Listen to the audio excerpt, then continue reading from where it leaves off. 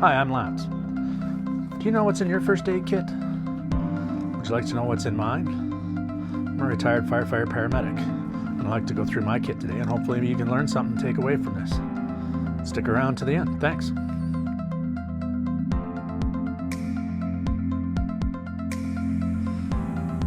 So, let's get into it. I've got two kits here that I carry with me regularly. One is the smaller IFAK, and a larger kit with a little more equipment in it, some meds, some of the things you don't need immediately if you're out on your hiking or your biking, etc. You have this bad boy right here with you, and this is more like something you have at your base camp.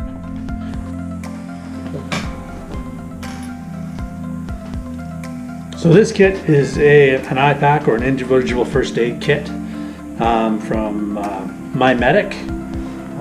Got this online. You can have it different loadouts to begin with, right from MyMedic. So I got the basic, and then I ended up loading it up with some of the very specific things we'll go through here for my purposes. So yeah, it's an pouch. It's got this Velcro on the front. There's a little metal cross comes with it. On the outside, I've got a whistle, so you can signal for help. If it's yourself or somebody else, you can signal others, let you know there's something wrong. And of course, a little bit of hand wash, some sanitizer before or after you do something. So this little kit, you can wear it like a hip pack.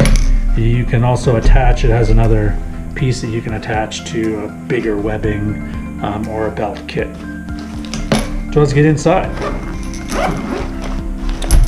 So first you'll notice it's got a couple different layers here. There's a middle pouch, and then there's mesh on both sides. So first off, you can see I've got, let me turn this around for you.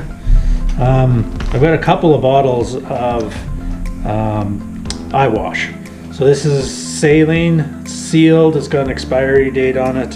I like these because they're small and individualized. You can have one or two. Some of the things I do, they require you to have 2 bottles on you as a standard loadout. So that's why I have 2. One will probably suffice. So if you have any kind of foreign debris that gets into your eye, some eye conditions or whatnot, it's good to flush out, but it's mainly for sand, grit, grime, your chainsaw and you get some dust in your eye, etc., etc. Any foreign debris, you've got 1 up to 2 of these sterile saline washes that are good to go with the pH of your body fluids. Won't sting. That are really good for flushing. So you just twist the top off of here and you can drain this into your eye slowly. So I have 2 of those. I've got some gauze roll, just some non-sterile gauze roll that can use for going over top of bandages to keep them either secure or keep them clean while you're out in the bush somewhere. Next, I've got some of the North American Rescue rolled gauze. So this is like in a Z pattern gauze that is sterile. It's good for, you can pack wounds with it. You can cover up stuff if you need to pack externally or internally. This is really good. Comes nice confined brick, so it saves a lot of space. But these are really good for wound management, bleeding, abrasions, etc., etc. Anything to do with you wrecking some skin, you're going to want to pull some of this out. It is, like I said, it is sterile. It's good for packing and or topical external use. Next, I've got some Kaito-Sam. So this is a product that I'm sure lots of you know all about. Keep this in the kit because it's good for encouraging the clotting. So again, if you got some major bleeding that you can't stop, say with this, or Band-Aids, etc., etc., and it's more deadly, this is what you want to pull out. It promotes clotting.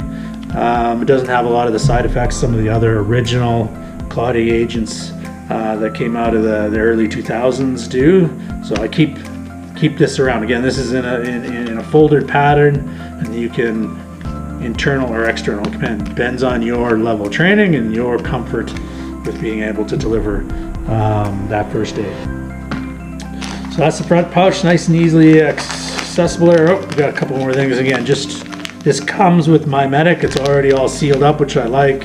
It's got the basically a zip lock on there so that you can reseal it, but it's just got an assorted number of larger and smaller Band-Aids that are more designed for work. So you're out doing stuff, you can keep going. So being active.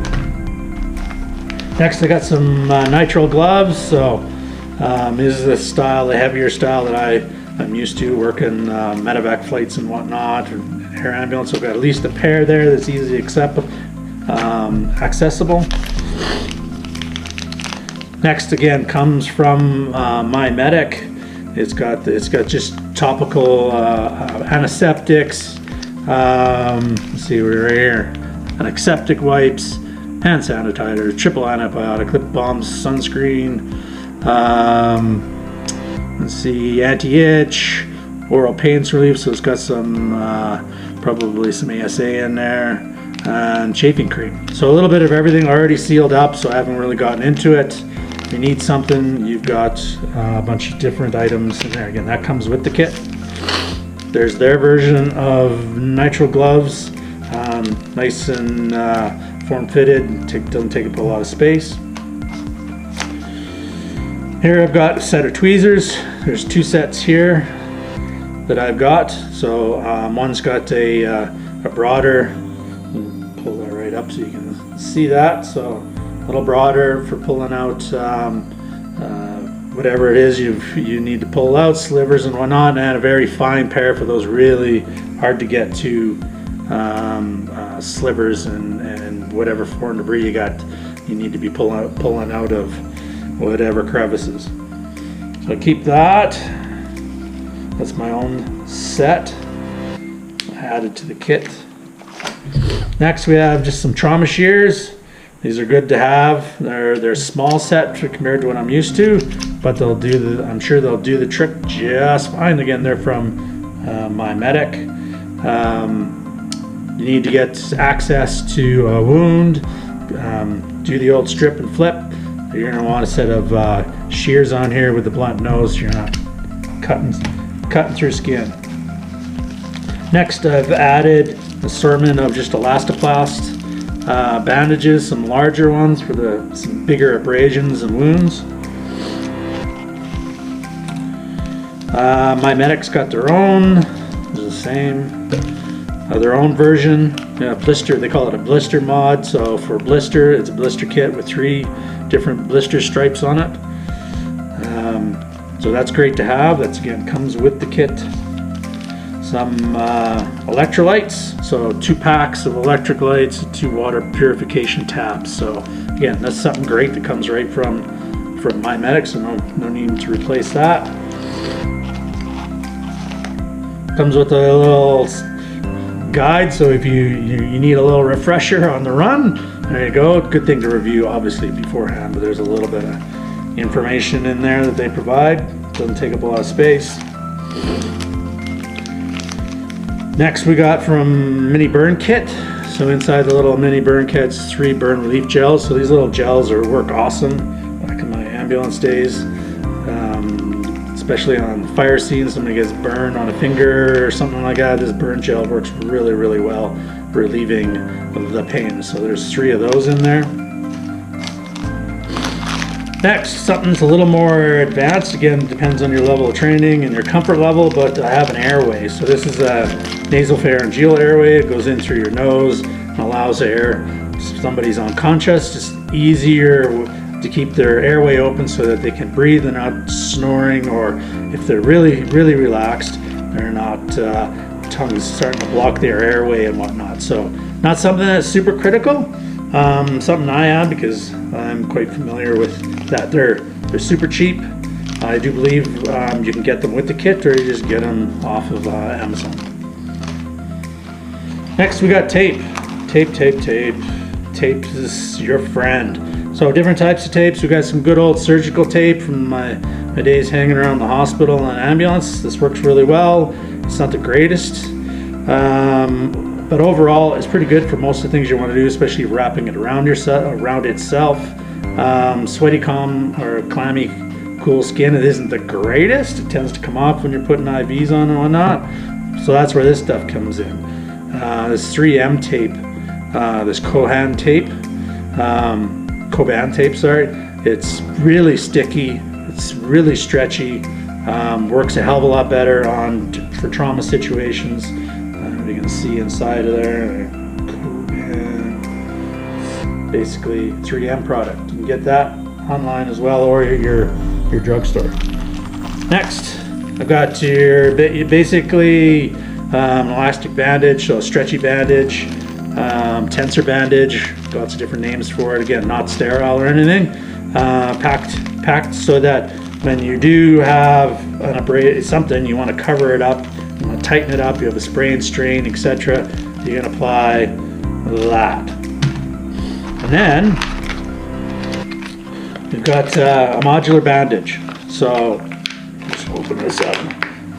I like the OLAES modular bandages. So they're basically, it's a bandage that this is pressure dressing. So this is one style, like a really easy way to do pressure dressing. So if you have anything, have at least one of those. Or you can get a little more fancy and you have one of these. So this does have a sterile dressing included in it. It's meant for pressure, has a little cup that goes with it. And again, this could be a whole video all on its own. So I won't get too deep into it, but some sort of pressure dressing. There's a couple of different styles, Israeli bandages, etc. That you can get, but I would recommend having something. So for if you have one of those deadly bleeds, you want to be able to pack that. You want to be able to put on something that then can put constriction around and stop that blood loss. So again, I'm not going to get too deep into this, but a pressure dressing of your choice, again, depends on your level of training and comfort. Very, very beneficial. Are you still here? You watched it all the way to the end? I'm impressed. This is my first video. So, if you liked what you saw here on this channel, like and hit that subscribe button. I'm hoping to do many, many more videos. My videos are all going to be about overland travel. I haven't introduced you to my big truck Trinity as of yet. She's in the shop. I'm going to do some more videos on some other pieces of kit and equipment. Stick around for the Julka hot tub unboxing that should be happening here right away, probably my next video. But I really do appreciate you watching this whole video. Take care. See you next time.